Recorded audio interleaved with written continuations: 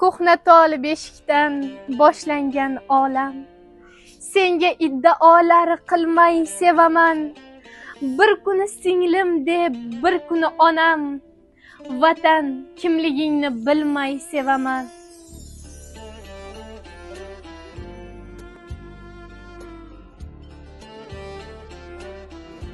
Vatan har bir inson uchun eng muqaddas tushunchadir.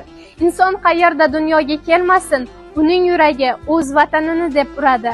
Chunki vatan insonga o'z onasi kabi muqaddas va bebahodir.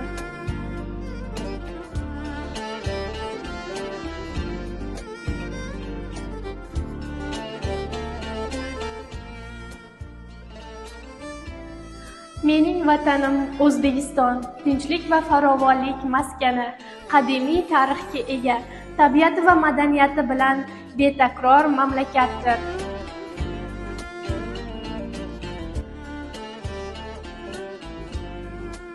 O'zbekiston haqida gap ketganda, avvalambor uning go'zal manzaralari, osoyishta ko'chalari, mehribon odamlari va dunyoga mashhur har doimgidek porloq fikrlar yodimga keladi.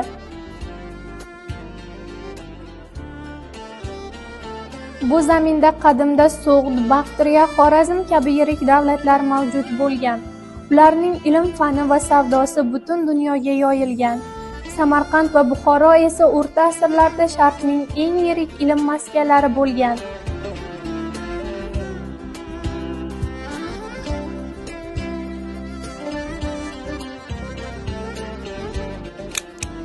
Vatan yuragimning olam panohi.